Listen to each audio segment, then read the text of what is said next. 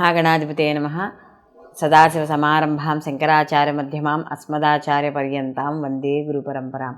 శ్రీమాత్రే నమః. ప్రేక్షకులందరికీ స్వాగతం.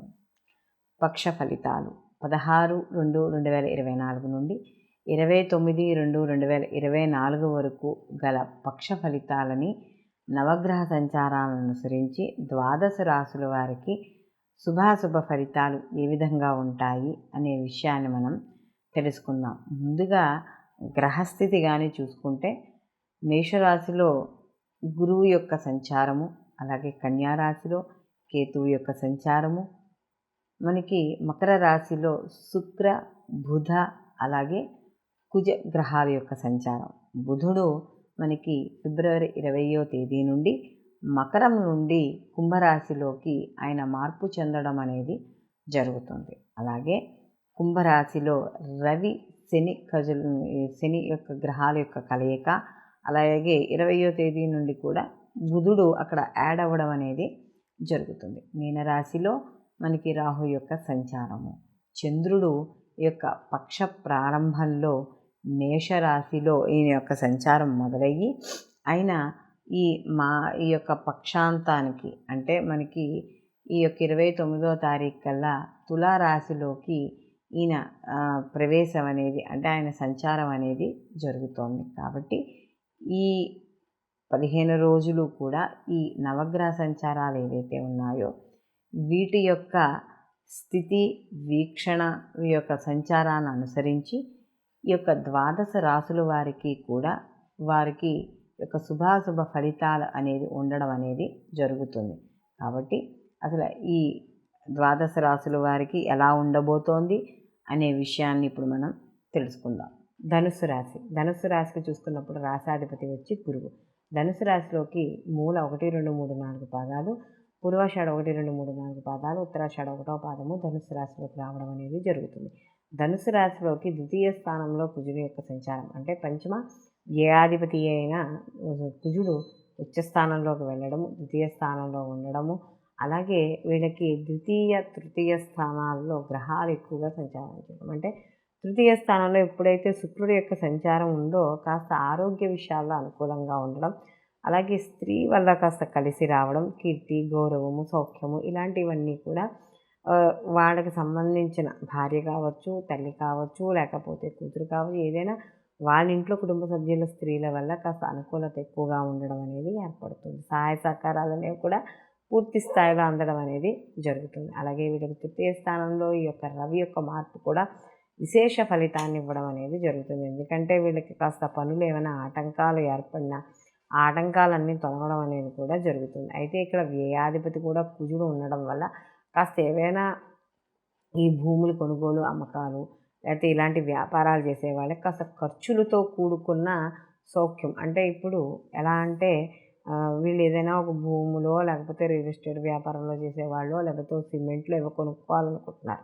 అయితే వాటి ఖర్చులు అనేవి అధికంగా ఉంటాయి. వాటితో పాటు అంటే పంచమాధిపతి కూడా అయ్యాడు, సంతానపరంగా ఖర్చులు ఇవన్నీ ఉంటాయి. అయితే దీంతోపాటు ఉచ్చస్థితిలో ఉన్నాడు కాబట్టి వాటి నియంత్రణ అనేది కొంచెం వీళ్ళకి అనుకూలంగా ఉండడం అనేది జరుగుతుంది. అంటే గురువు యొక్క వీక్షణ కూడా ఉంది కాబట్టి కొంతవరకు వీళ్ళకి అనుకూలంగా ఉండడం అనేది జరుగుతుంది. అలాగే తృతీయ స్థానంలో ఎప్పుడైతే వీళ్ళకి ఉందో కాస్త సంతానపరంగా కూడా చిన్న చిన్న ఇబ్బందులు ఉన్నప్పటికీ అంటే వీళ్ళకి ఈ యొక్క పంచమ స్థానంలో గురువు ఉన్నాడు. అయితే గురువు వల్ల వీళ్ళకి ఇబ్బంది ఏమీ లేదు. అయితే పంచమాధిపతి వచ్చి ద్వితీయంలో ఉన్నాడు కాబట్టి ఆయనే వ్యయాధిపతి కూడా అయ్యాడు కాబట్టి కాస్త ఖర్చులు ఉన్నా కూడా గురువు యొక్క వీక్షణ వల్ల మాత్రం తట్టుకోవడం అనేది జరుగుతుంది. అలాగే ఏవైతే కార్యక్రమాలు చేపడుతున్నారో కార్యక్రమాల్లో విజయం సాధించడం, ఏవైతే పదవులు రాజకీయ పరంగా కావచ్చు లేదా ఏదైతే ఉన్నత పదవులు కోరుతున్నారో ఉన్నత పదవులు వీళ్ళు ఆశించిన వాటికి కాస్త వీళ్ళకి అనుకూలంగా రావడము ఇలాంటివన్నీ కూడా జరుగుతున్నాయి. విద్యార్థులకు అనుకూలంగా ఉంది. మంచి కోర్సుల్లో జాయిన్ అవ్వడం, కోర్సులు అయిపోయిన వాళ్ళకి ఉద్యోగాలు రావడం ఇలాంటివన్నీ కూడా అక్కడ జరిగే అవకాశం అనేది ఎక్కువగా ఆస్కారం అనేది కనబడుతోంది.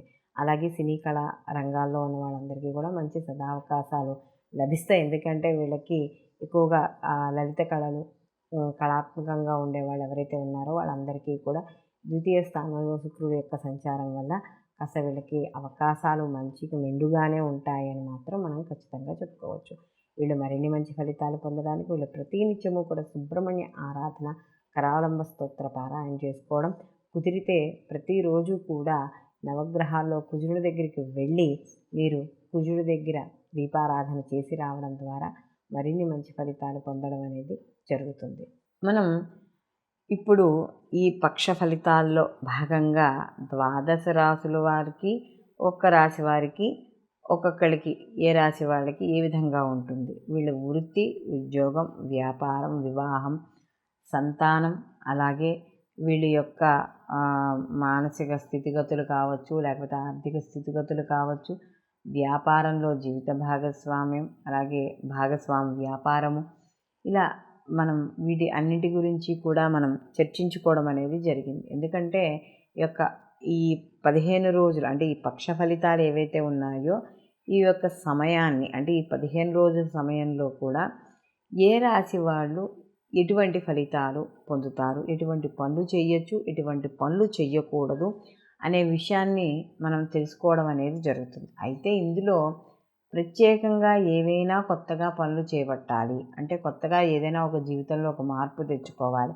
అది ఉద్యోగపరంగా కావచ్చు, వ్యాపారపరంగా కావచ్చు, వివాహపరంగా కావచ్చు, అంటే దైనందిక జీవితంలో కాకుండా ప్రత్యేకంగా మనం ఏదైనా ఒక కార్యక్రమాన్ని మొదలు పెడుతున్నప్పుడు ఈ యొక్క గోచార ఫలితాలతో పాటు జన్మజాతక ఫలితాలు కూడా తప్పకుండా పరిశీలనలోకి అనేది తీసుకోవాలి. ఎందుకంటే ఇప్పుడు ఏవైతే ఈ యొక్క పక్ష ఫలితాలు ఉన్నాయో ఇవి కేవలం గోచార ఫలితాలను మాత్రమే చెప్తుంది, అంటే ప్రజెంట్ ఎలా ఉన్నదని మాత్రమే చెప్తుంది. అయితే మనకి జన్మజాతకం అనేది మనకి ఫ్యూచర్ని కూడా మీ యొక్క వ్యక్తిగత జాతకం కాబట్టి దాని యొక్క ఫలితము మంచైనా చెడైనా కూడా దాని యొక్క తీవ్రత అనేది ఎక్కువగా ఉండడం అనేది జరుగుతుంది. మంచి ఉందనుకోండి, ఒకవేళ గోచారంలో బాగాలేకపోయినా కూడా మీ యొక్క జన్మజాతక ఫలితాలు శుభ ఫలితాలుగా ఉన్నాయి కాబట్టి మీకు శుభ ఫలితాలే, ఏదైనా ఒక కార్యక్రమం మొదలుపెట్టినా, ఒక పని చేపట్టినా కూడా శుభ ఫలితాలే ఎక్కువగా ఉండడం అనేది జరుగుతుంది. కాబట్టి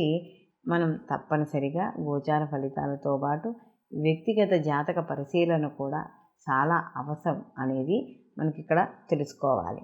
కాబట్టి అందరూ కూడా ఈ యొక్క పక్ష ఫలితాలతో పాటు వ్యక్తిగత జాతక ఫలితాలను కూడా మీరు పరిశీలనలోకి తీసుకుని అప్పుడు మీ యొక్క ముఖ్యమైన పనులు చేపట్టేటప్పుడు నిర్ణయాలు అనేవి తీసుకోవాలి. సర్వేజన సుఖినో భవంతు, లోకా సంస్థ సుఖినో భవంతు.